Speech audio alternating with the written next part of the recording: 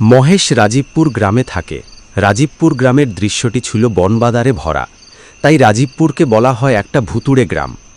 মহেশ ঢাকা শহর থেকে ফিরছে, সাথে আছে সুনীল ও অনিতা। ফিরতে বেশ রাত হয়ে গেল। আমরা গ্রামের রাস্তা দিয়ে হাঁটছিলাম। বন্ধু, আর কত দূর? হাঁটতে হাঁটতে তো পায়ে ব্যথা হয়ে গেল। আর এমন গ্রাম, কোনো গাড়ি ঘোড়াও নাই, তাছাড়া একেবারে ফাঁকা রাস্তা। মহেশ, তোদের গ্রাম তো ভীষণ ভয়ঙ্কর রে। আরে, তোরা এখনই ভয় পেয়ে গেলি?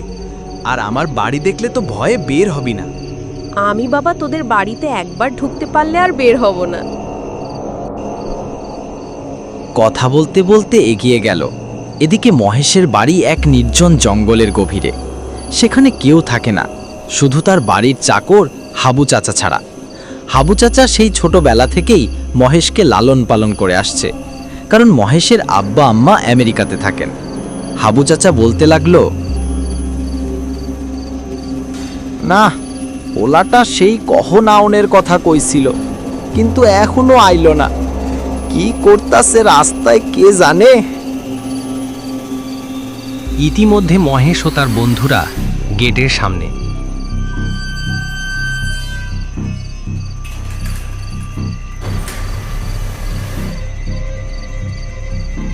চারদিকে কুয়াশায় ভরা, ভিড়কুট অন্ধকার। মহেশ গেটের সামনে দাঁড়িয়ে বলল, এই হাবু চাচাটাও না কেমন একজন মানুষ, জানে যে আমরা আসতেছি, তাহলে হারিকেনটাও তো এগিয়ে নিয়ে আসতে পারে। আরে, এইসব মানুষকে কাজে রাখিস কেন রে? আমি হলে কবে বের করে দিতাম। ধুর, ভালো লাগে না, আগে জানলে আসতামই না। তারা একে অপরের সাথে কথা বলতে বলতে লক্ষ্য করল কেউ একজন ওই বাড়ি থেকে বের হয়েছে। যাক, কেউ তো একজন বের হগো। মহেশ, সুনীল ও অনিতা এগিয়ে গেল। একটু সামনে যেতেই দেখতে পেল সে আলোটা আর নেই।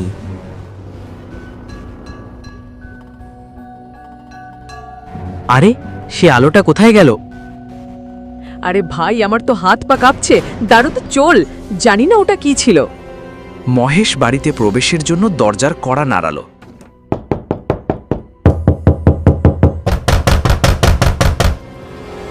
কয়েকবার কড়া নাড়ানোর পর হাবু চাচা এসে দরজাটা খুলে দিল।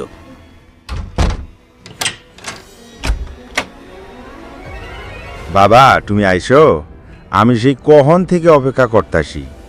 তুমি তো শুধু অপেক্ষাই করো, এদিকে আমরা কতক্ষণ গেটের সামনে দাঁড়িয়ে আছি। তোমার কি কোনো খবর আছে? বাবা, আমি বুঝতে হারি নাই। থাক ওসব কথা, এখন আমাদের খেতে দাও। ভীষণ ক্ষুধা লেগেছে, খুব ক্লান্ত হয়ে গেছি, ঘুমাবো। এবার সবাই রাতে খাবার খেয়ে নিল। হাবু চাচা যার যার বিছানা দেখিয়ে দিল আর বলল, খবরদার, রাতে ঘর থেকে কেউ বেরোবে না, তাই যত যাই হয়ে যাক না কেন। মহেশ বলল, চাচা, তুমি সেই আগের যুগ নিয়েই পড়ে আছো। এবার সবাই ঘুমোতে গেল যার যার রুমে। গভীর রাত, রাত 2টা বাজে। ঘড়িতে ঠিক 2টার সময় ঢং ঢং করে আওয়াজ দিতে লাগলো।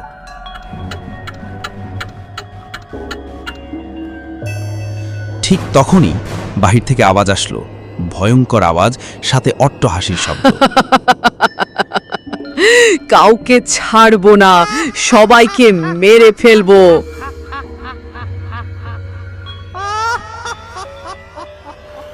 কিছুক্ষণ পর একটা মায়াবী শব্দ ভেসে আসতে লাগলো বাহির থেকে।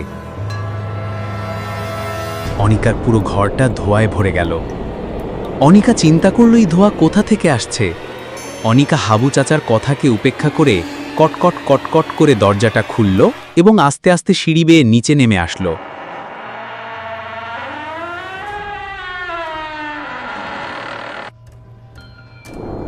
এদিক সেদিক তাকিয়ে যখন কাউকে দেখতে পেল না, তখন অনিকা আওয়াজ দিল, কে ওখানে?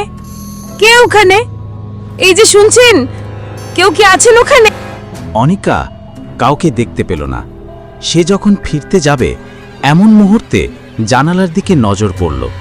দেখতে পেল বাইরে সাদা শাড়ি পরে একটি সুন্দরী নারী হেঁটে যাচ্ছে তার শাড়ির আঁচল টানতে টানতে। অনিকা মেয়েটির পিছু নিল এবং ডাকতে লাগলো, এই যে শুনছেন, কে আপনি? হ্যালো মিস, শুনছেন? কিন্তু কোনোভাবেই মেয়েটি ফিরল না। সে শুধু হেঁটেই চলেছে গভীর অরণ্যের দিকে। অনিকা যখন দায়, মেয়েটিও তখন দাঁড়ায়। একবার অনিতা দাঁড়ালে মেয়েটিও যখন দাঁড়ালো, তখন অনিতা আস্তে আস্তে তার কাছে এগিয়ে গেল এবং যেই না শরীরে হাত দিল, ঠিক তখনই দেখতে পেল তার বীভৎস চেহারা। সে কি ভয়ঙ্কর!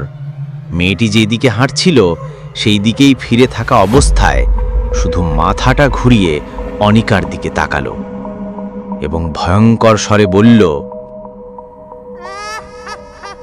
এই, তোর কি নিজের জীবনের প্রতি কোনো মায়া নেই? তুই কি চাস আমি তোর প্রাণটা নিয়ে নিই? না, আমি তা চাই না। আমাকে ছেড়ে দাও। আমাকে কি করতে হবে বলো, আমি তাই করব। তাহলে তুই কাল সকালেই বাড়িটা ছেড়ে দে। কাল যেন তোদের কাউকে না দেখি।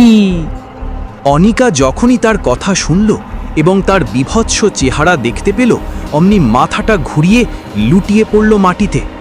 রাতটা এভাবেই কেটে গেল। সকালে যখন মহেশ বের হলো, দেখতে পেল অনিতার অচেতন দেহ।